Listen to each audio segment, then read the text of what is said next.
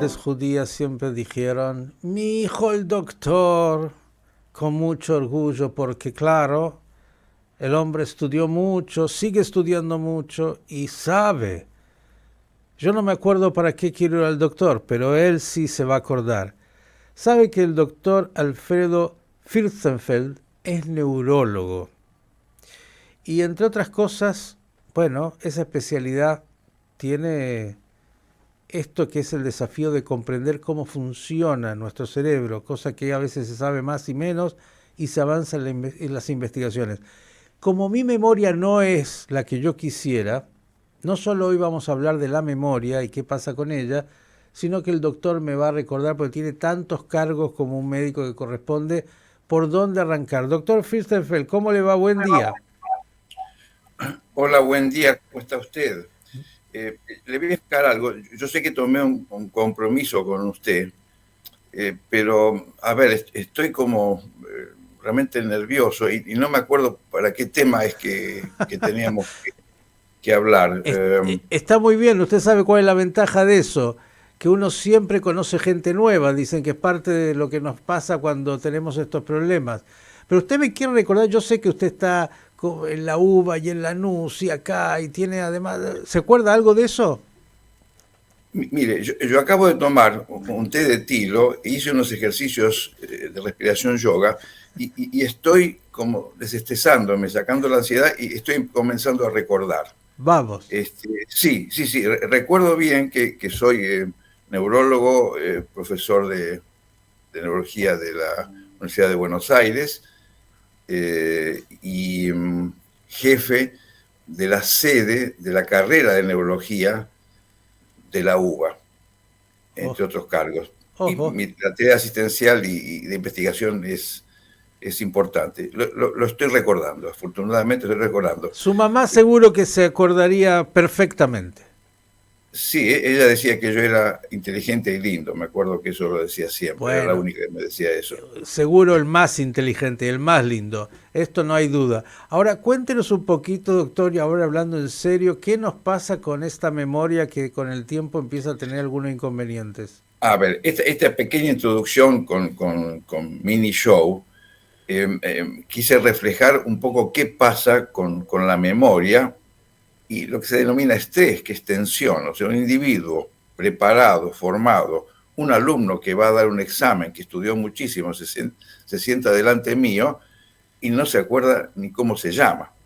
Sale del consultorio, sale del lugar del examen y dice, la flauta, ahora me acordé todo. O sea, el estrés agudo bloquea, entre otras cosas, la memoria, porque hay una secreción de catecolaminas, de sustancias esteroides, que van directamente y bloquean el lóbulo temporal del cerebro y hacen que la memoria falle.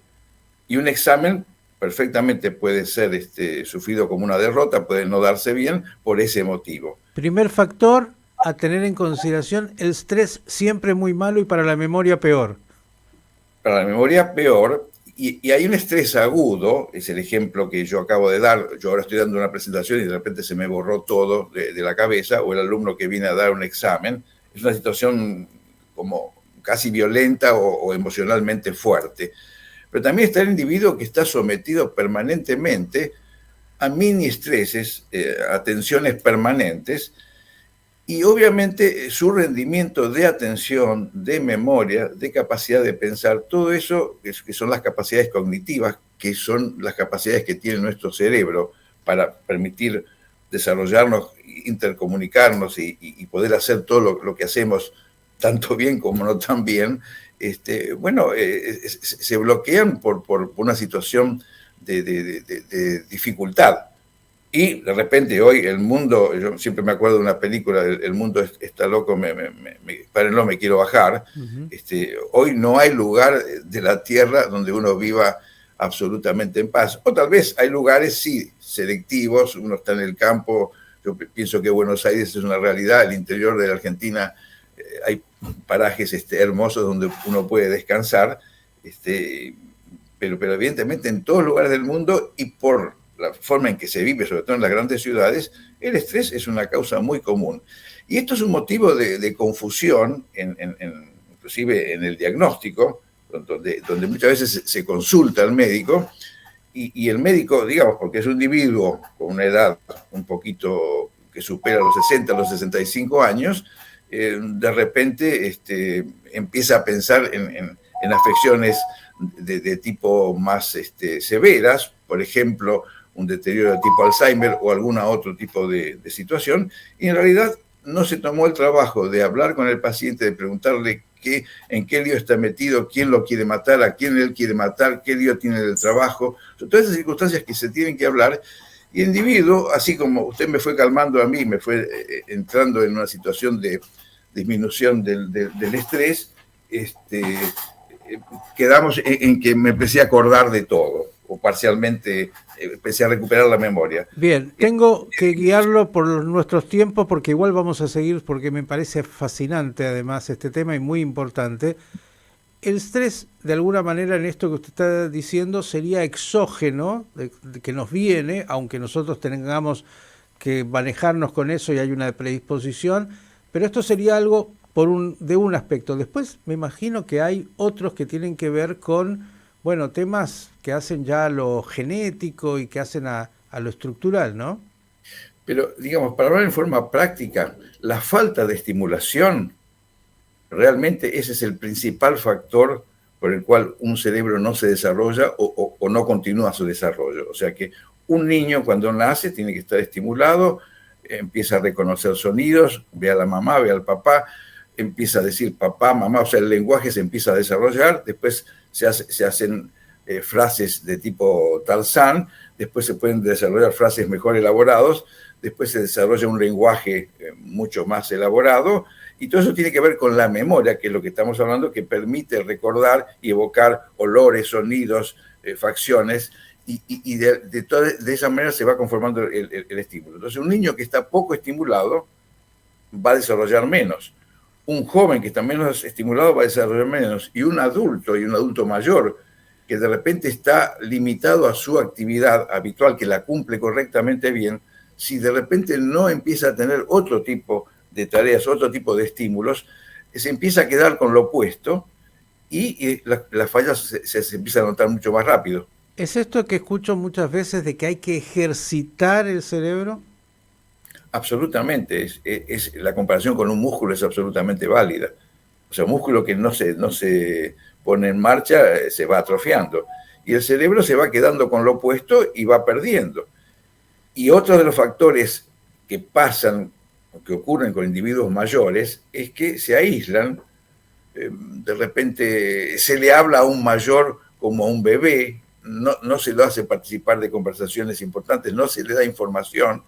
De repente tampoco es útil llenarlo de una información de crímenes, o sea, pero tiene que estar viendo la televisión, tiene que estar actualizado, tiene que saber qué día es hoy, o sea, hay que dialogar permanentemente con los adultos mayores que no están activos, porque seguramente van a recuperar o van a conservar y no van a seguir descendiendo escalones. O sea que la estimulación es parte del inicio y del final del tratamiento o de la mejora de la memoria. Fundamental. Nos queda un minuto por hoy, porque esto lo vamos a continuar, me parece que otra vez es muy importante. ¿Hay alguna estadística de cuánto tiene que ver con esto que usted decía, con lo social, con el estrés, con los estímulos, por llamarlo así, que tiene la persona, y cuánto tiene que ver con algo, no sé si es congénito o si tiene, digamos, por lo menos químico, interno? ¿Hay alguna idea de esto?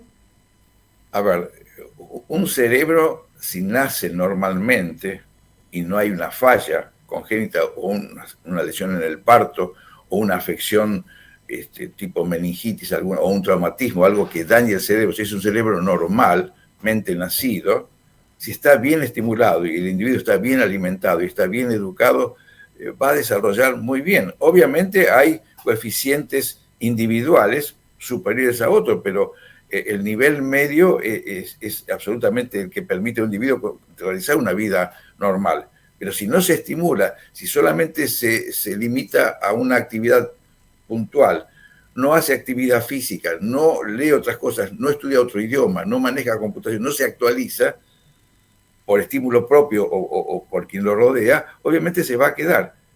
Un individuo con mayor formación, que le entró en su enorme computadora y fantástica computadora que es el cerebro, bueno, va a disimular mucho más tarde la aparición de lo que es irremediable, o sea, el envejecimiento finalmente nos llega a todos, pero se disimula muchísimo más en aquel individuo que tiene una actividad ordenada, una alimentación ordenada, que el estrés está regulado o atenuado, o sea, una situación, a ver, casi ideal, pero bueno, se puede ayudar y para eso hay terapéuticas, hay medicamentos y hay una infinidad, un menú de opciones muy, muy interesantes para que un individuo pueda continuar con su vida útil y activa. Doctor Fürstenfeld, espero recordarme de llamarlo la próxima vez para que nos hable, entre otras cosas, por ejemplo, del Alzheimer y otras cosas, porque es algo que desgraciadamente está muy presente y que hace a, bueno, todos estamos de alguna manera involucrados en esto. Gracias por estos minutos.